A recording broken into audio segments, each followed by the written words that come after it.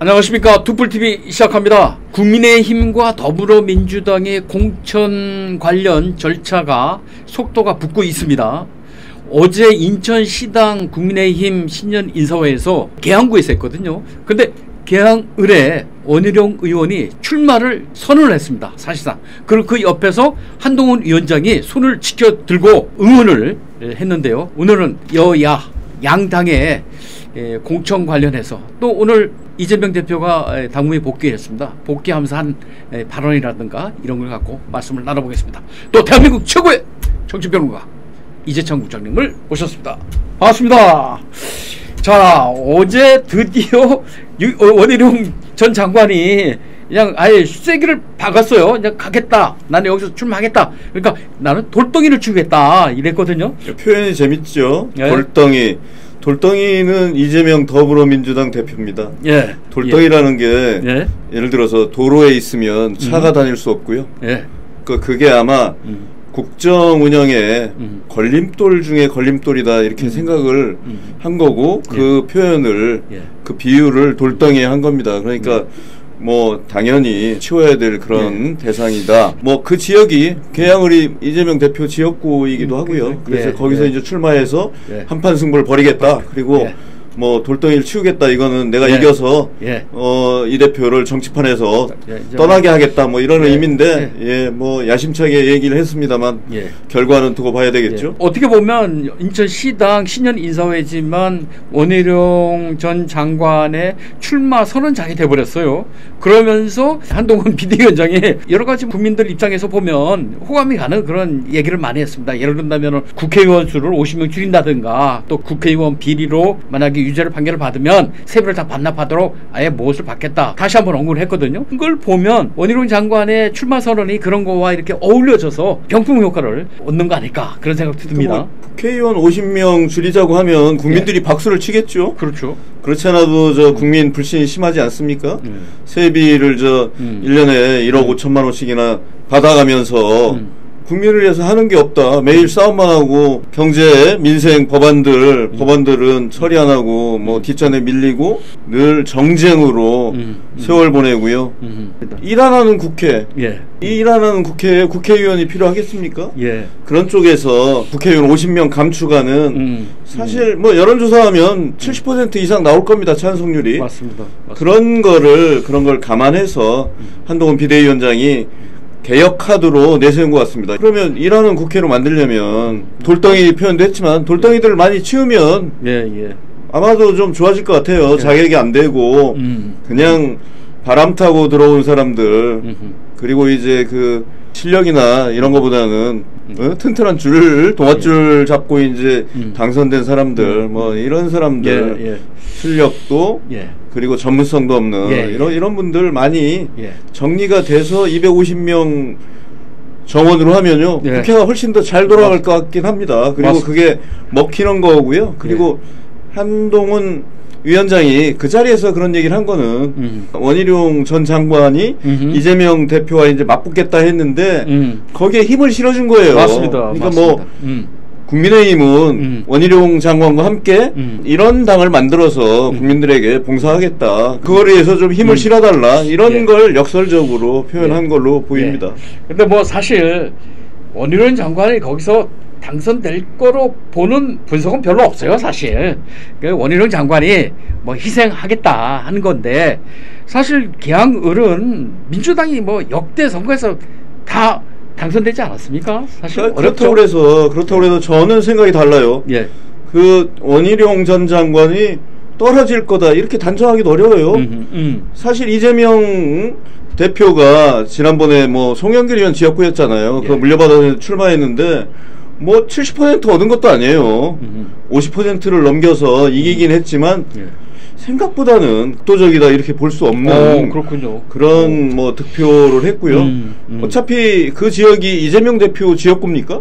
아니죠. 원래는 아니었잖아요. 이재명 대표의 본거지라고 할 수 있는 데는 성남이고요. 성남시장을 2번 했고 경기도지사를 했지 않습니까? 인천은 사실 연고가 없어요. 그래서 뭐 송영길 전 대표를 서울시장으로 밀어주는 대신에 지역구를 물려받는 걸 뭐 좀 야합한 거 아니냐 뭐 이런 얘기도 한 번 나온 적이 있죠. 야합이라고 볼 수 있죠. 뭐 근데 하여간 그 지역에 출마를 했고요. 예. 근데 그런 측면이 있어요. 예. 그러니까 원희룡 전 장관이 이재명 대표와 한판 승부를 벌이겠다고 해서 그 지역에 감으로써 이 대표가 굉장히 곤혹스러운 그런 측면에 처할 가능성이 높아요.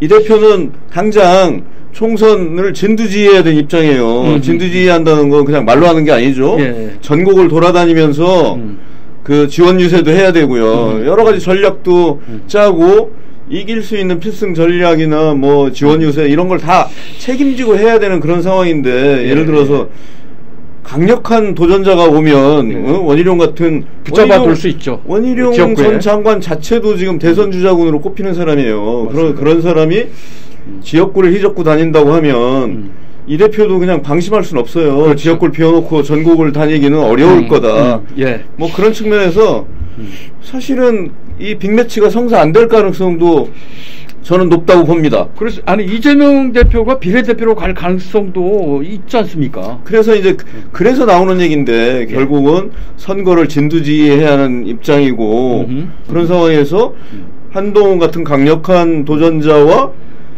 경쟁을 해야 되는데 그 지역구를 비워놓으면 뭐 유권자들은 봉입니까? 그래서 부담스럽고 그리고 만에 하나 이기면 본전이고요. 지면은 이거는 정말 개망신이죠. 은퇴해야죠. 그 원희룡 전 장관 같은 경우는 뭐 진다고 해서 그 양반이 집으로 할 일은 없어요. 어차피 강력한 그 야권의 대선 주자와 맞붙어서 떨어졌다는 게 뭐 큰 흠이 되겠어요? 하지만 이 대표는 입장이 다르죠.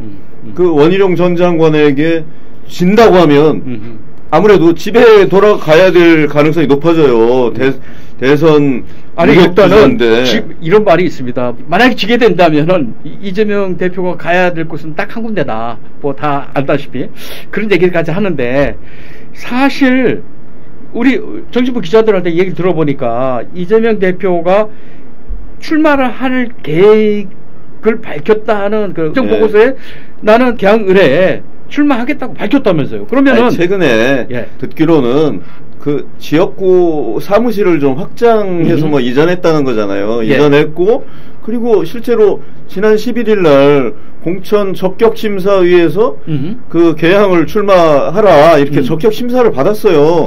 이게 다른 후보 같으면 이미 사실상 공천에 나설 수 있는 자격을 얻게 된 거예요. 물론 공천은 아니고요. 공천은 이제 그러니까 공천관리위원회가 하는 거지만 공천 적격심사를 통과했다는 건 오케이 문제가 없다 이런 거를 그러니까 내가 거기에 나가겠다는 그런 의사표를 한 거잖아요. 그렇죠. 의사표시를 했기 때문에 심사를 했을 거잖아요. 그러니까 이제 만약 그렇다면은 이재명 대표가 이렇게 해서 다 자기 의사표를 한 상태에서 비례대표로 갑자기 바꿨다.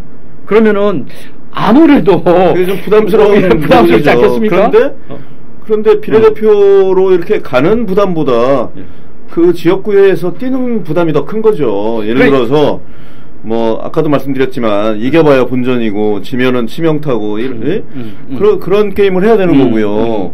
그리고 지금 뭐 의원들 탈당에 잇따르고 있지 않습니까? 의원뿐만 아니라 뭐 전직 의원 뭐 아니면 저 전직 시장들, 기초단체장들 탈당에 잇따르고 있고 공천 갈등이 이제 심화되고 있는 이런 상황에서 그 누가 책임집니까? 당대표가 책임져야 되잖아요. 그래서 제가 이제 말씀드린 것처럼 뭐 이겨야 본전, 지면은 치명타. 그리고 당내 공천 갈등도 진화해야 되고 당을 진두제의해야 되고 그다음에 지원 유세도 해야 되고 이런 것들이 예를 들어서 원희룡 전 장관하고 맞붙게 되면 이런 걸 하기가 굉장히 어려워지는 상황인 거예요. 그래서 그 비례대표로 갈 거다라고 라는 얘기는 그런 분석은 뭐 그런 측면에서 상당히 일리가 있다고 보고요. 그리고 그거는 뭐 이재명 대표가 한 얘기가 아니에요. 다른 분들이 지금 전국 유세하고 해야 되는데 정치적으로 판단해야지 그게 무작정 지역구로 출마할 문제냐 지금 이런 얘기 하고 있어요. 정봉주 전 의원 같은 경우도 뭐 그런 얘기를 하고요. 그리고 앞으로 여러 사람들이 더 그런 얘기 할 거예요. 그럼 바람을 잡아주지 않으면 사실은 그렇죠. 이재명 대표가 그만두기 어려운 거죠. 그러니까 명분이 없잖아요. 이제 친명계 쪽에서 서서히 군부를 떼놓고 나중에 못 이기는 척하면서 비례대표로 갈 가능성도 저는 있다고 봅니다. 저는 상당히 높다고 봐요. 상당히 높다. 왜냐하면 제가 말씀드렸잖아요. 제 말씀 들어보면 굳이 거기서 그렇죠. 무리하고 해봐야 본전밖에 안 나오는데 부담은 100배란 말이죠. 그렇죠. 그럼 부담을 100배 지고 뭐하러 거기에 출마를 하겠어요. 다만 이재명 대표는 출마는 무조건 합니다. 지금 사법 리스크 때문에 그걸 피해가기 위해서는 대표를 해야 되고요.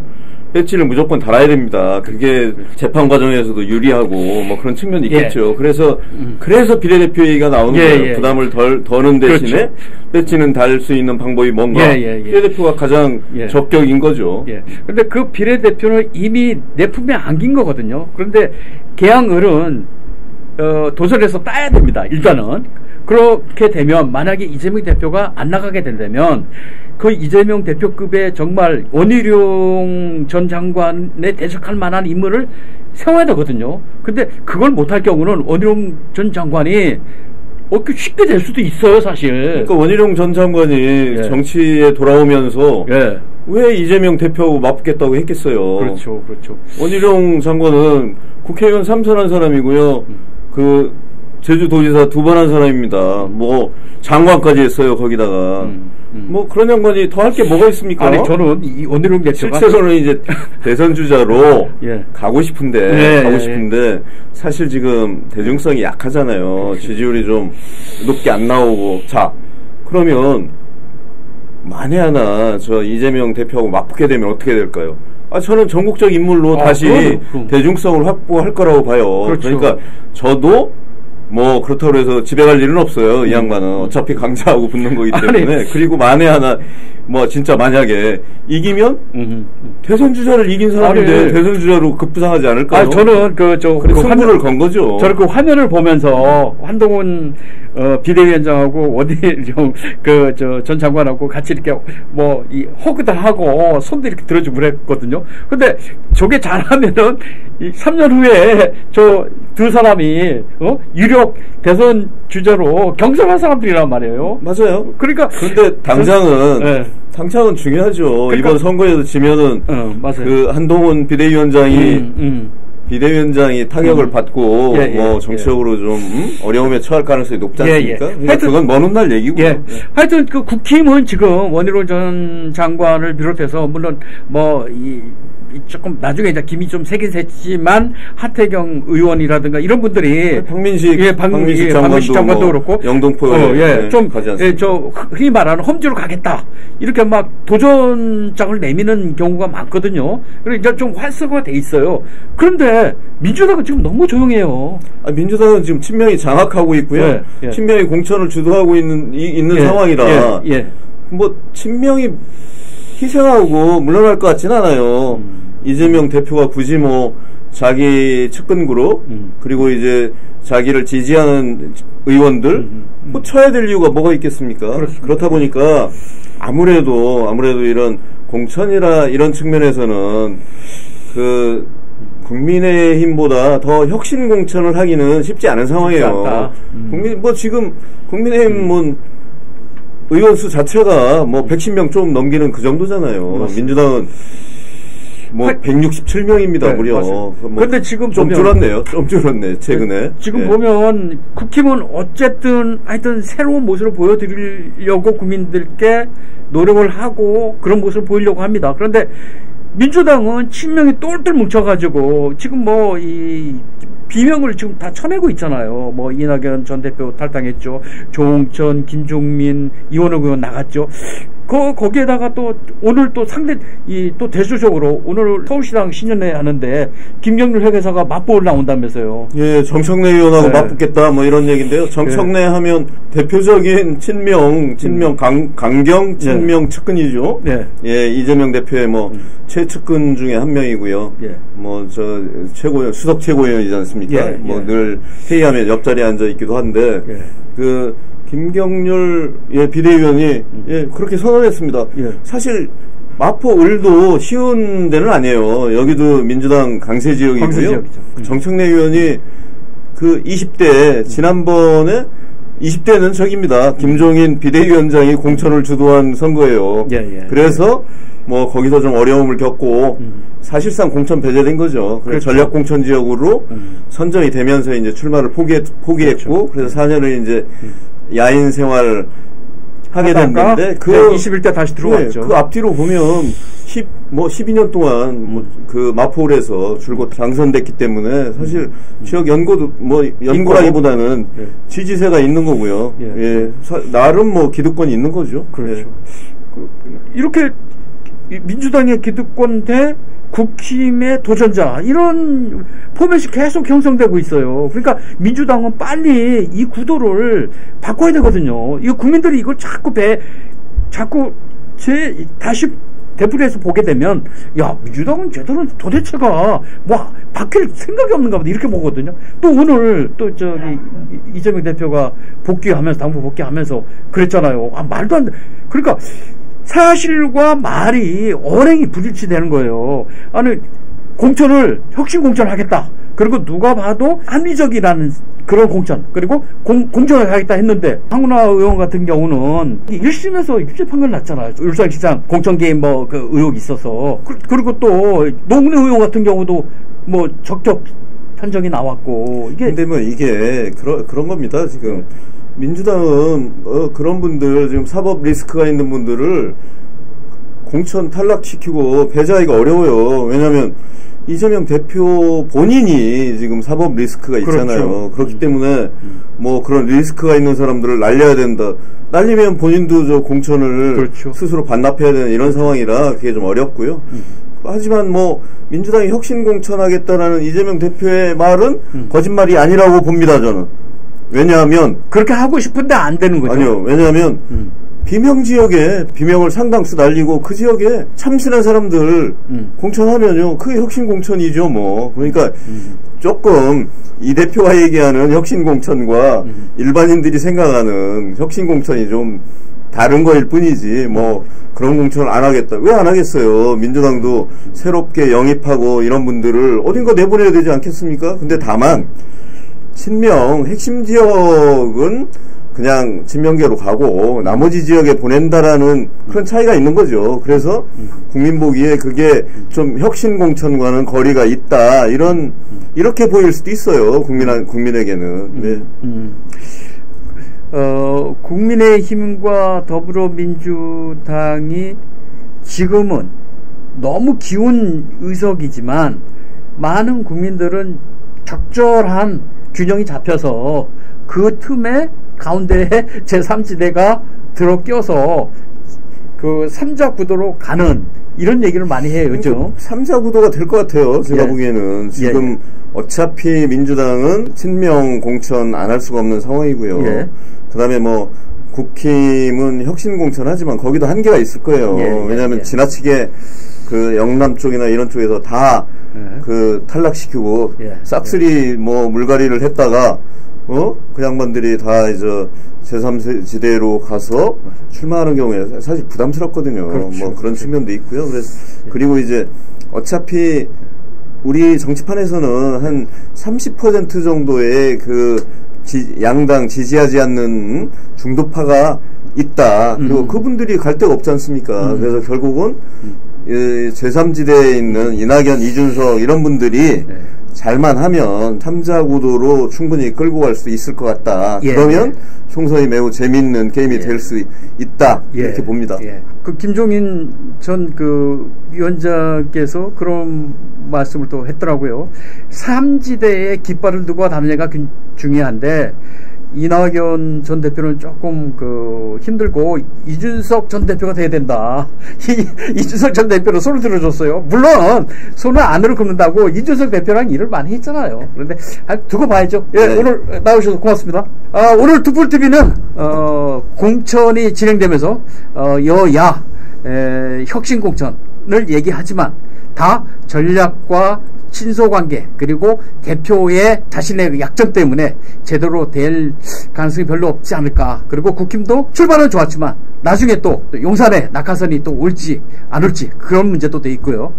오늘 그런 문제로 좀 이야기를 나눠봤습니다. 오늘 투뿔TV 마치겠습니다. 감사합니다.